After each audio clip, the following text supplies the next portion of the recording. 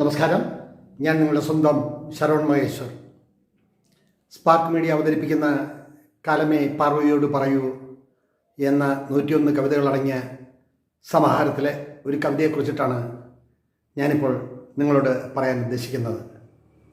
ഈ കവിതയുടെ പേര് സന്യാസയോഗം എന്നാണ്. ഞാൻ ജീവിച്ചിരുന്ന ഈ കാലഘട്ടത്തിൽ ഞാൻ കണ്ട ഒരുപാട് സന്യാസി ശ്രേഷ്ഠന്മാരെ, അവരുടെ മനസ്സിനെ, അവരുടെ പ്രവൃത്തിയെ, അവരുടെ ചിന്തകളെ എല്ലാം തൊട്ടു തലോടി പോകുന്ന കുറേയധികം അനുഭവങ്ങൾ.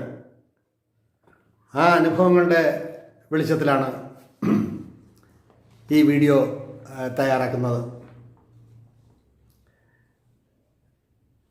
മനുഷ്യ ജീവിതത്തിലെ ഓരോ കാലവും, ബാല്യവും യൗവനവും കൗമാരവും വാർദ്ധക്യവും, അങ്ങനെ പല പല തലങ്ങളാണല്ലോ.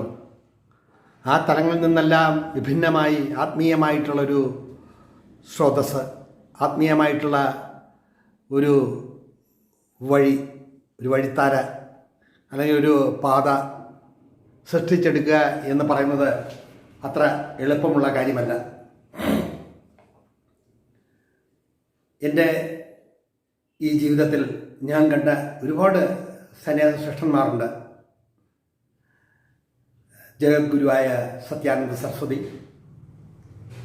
അഭേദാനന്ദ സ്വാമികൾ, ചിന്മയാനന്ദ സ്വാമികൾ, അങ്ങനെ ഒരുപാട് പേർ, നീലകണ്ഠ തീർത്ഥപാദർ, അങ്ങനെ ഒരുപാട് പേരെ കാണാനും അവരുടെ അനുഗ്രഹാശിസുകൾ ഏറ്റുവാങ്ങാനും അവരോട് സംവേദിക്കാനും ഒക്കെ കഴിഞ്ഞിട്ടുണ്ട്. അപ്പോൾ അവരിൽ നിന്ന് നാം നേടിയതും നാം അറിഞ്ഞതും ആയിട്ടുള്ള ഭാവങ്ങൾ, അനുഭവങ്ങൾ,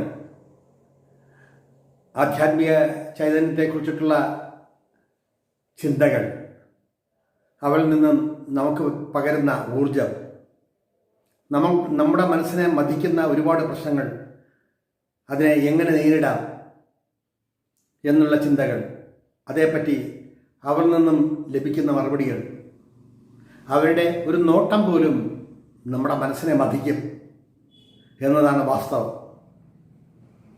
ഇവിടെ ആധ്യാത്മികമായിട്ടുള്ള ഒരു പ്രസംഗമല്ല ഞാൻ ഉദ്ദേശിക്കുന്നത്. ഞാൻ കണ്ട, ഞാൻ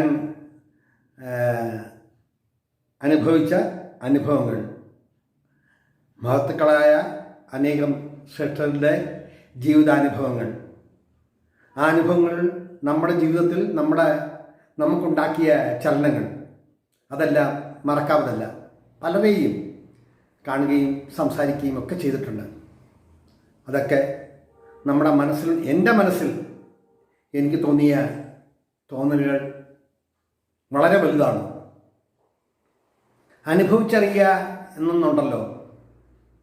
തീ കാണാൻ നല്ല സൗന്ദര്യമാണ്, അഗ്നി കാണാൻ, അത് കത്തിജ്വലിക്കുന്നത് കാണാൻ നല്ല രസമാണ്. പക്ഷെ നമ്മുടെ വിരലൊന്നും തൊട്ടാൽ അതിൻ്റെ ചൂടിൻ്റെ കാഠിന്യം, ആ പൊള്ളൽ നമ്മുടെ മനസ്സിനെ മഥിക്കും എന്നതുപോലെ ആധ്യാത്മിക ചൈതന്യങ്ങളായ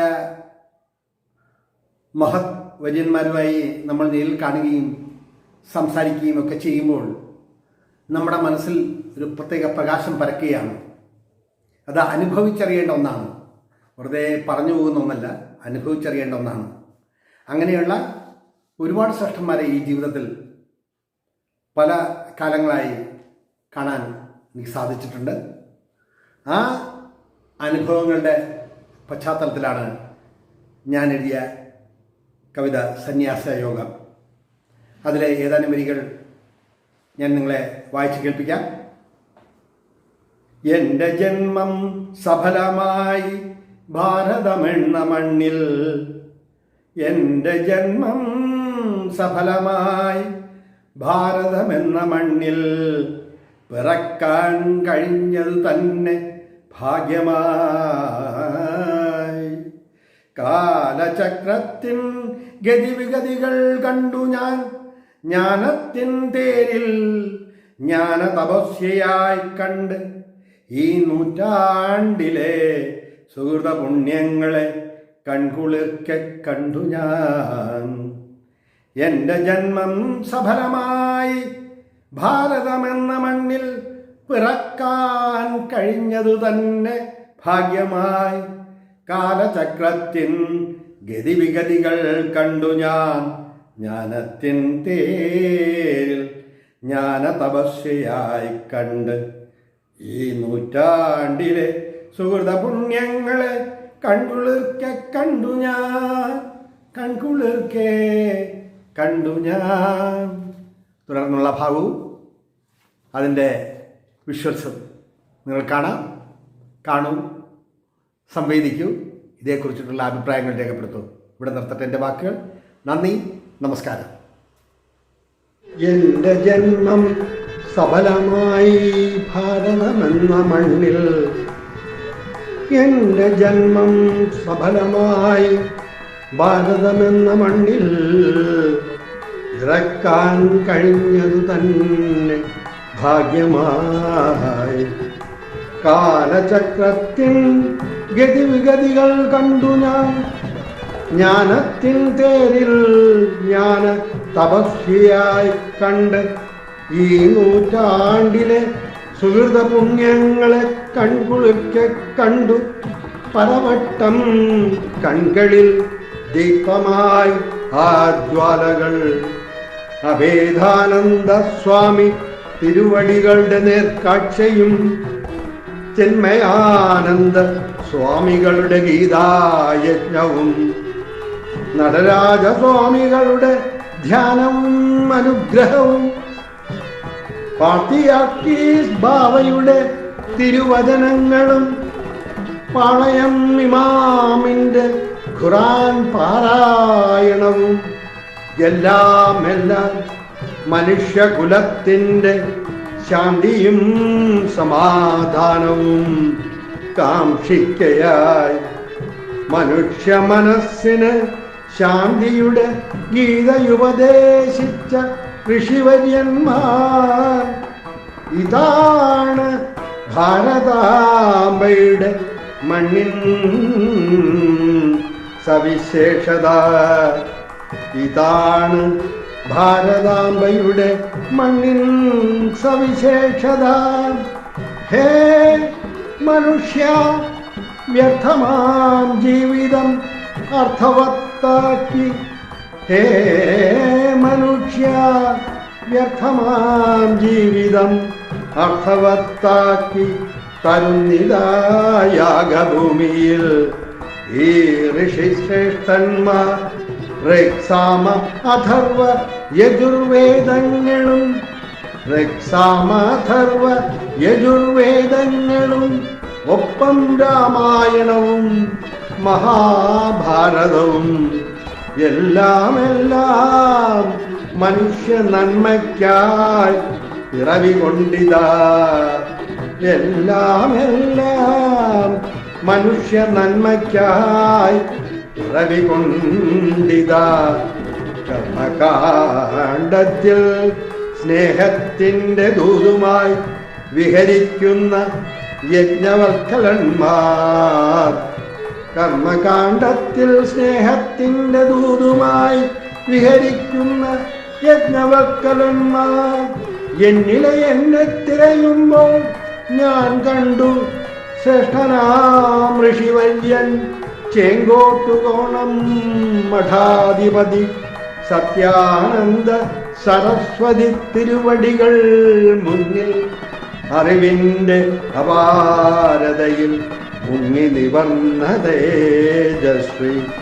അറിവിൻ്റെ അപാരതയിൽ മുങ്ങി നിവർന്ന തേജസ്വി ഹിന്ദുവിൻ്റെ സിരകളെ തൊട്ടുണർത്തിയ ഋഷിവര്യൻ കടലിനഘാതതയിൽ മുങ്ങി നിവരാൻ പോലും കഴിയാത്ത മനുഷ്യകുലത്തിന് ജ്ഞാനത്തിൻ അറിവ് പകർന്ന മഹായോഗിയെ നേരിൽ കണ്ടു പലവട്ടം ഞാൻ.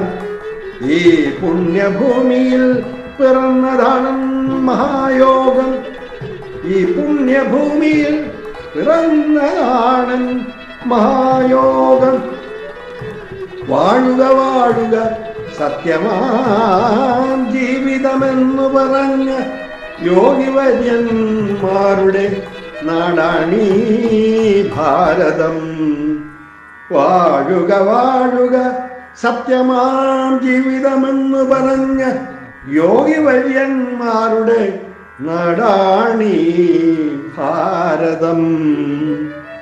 എന്റെ ജന്മം സഫലമായി ഭാരതമെന്ന മണ്ണിൽ. എന്റെ ജന്മം സഫലമായി ഭാരതമെന്ന മണ്ണിൽ. എന്റെ ജന്മം സഫലമായി ഭാരതമെന്ന മണ്ണിൽ പിറക്കാൻ കഴിഞ്ഞതു തന്നെ ഭാഗ്യമായി. കാലചക്രത്തിൻ ഗതിവിഗതികൾ കണ്ടു ഞാൻ. കാലചക്രത്തിൻ ഗതിവിഗതികൾ കണ്ടു ഞാൻ. ജ്ഞാനത്തിൻ തേരിൽ ജ്ഞാന തപസ്വിയായി കണ്ട്. ഈ നൂറ്റാണ്ടിലെ സുഹൃത പുണ്യങ്ങളെ കൺകുളിർക്ക കണ്ടു ഞാൻ. പലവട്ടം കൺകളിൽ ദീപ്തമായി ആ ജ്വാലകൾ. പലവട്ടം കൺകളിൽ ദീപ്തമായ ജ്വാലകൾ. പലവട്ടം കൺകളിൽ ദീപ്തമായി ആ ജ്വാലകൾ. എന്റെ ജന്മം സഫലമായി ഭാരതമെന്ന മണ്ണിൽ പിറക്കാൻ കഴിഞ്ഞതു തന്നെ ഭാഗ്യമായി. കാലചക്രത്തിൻ ഗതിവിഗതികൾ കണ്ടു ഞാൻ. ജ്ഞാനത്തിൻ തേരിൽ ജ്ഞാന തപസ്വിയായി കണ്ട്. ഈ നൂറ്റാണ്ടിലെ സുഹൃത പുണ്യങ്ങളെ കൺകുളിർക്ക കണ്ടു ഞാൻ. പലവട്ടം കൺകളിൽ ദീപ്തമായ ജ്വാലകൾ. പലവട്ടം കൺകളിൽ ദീപ്തമായ ജ്വാലകൾ.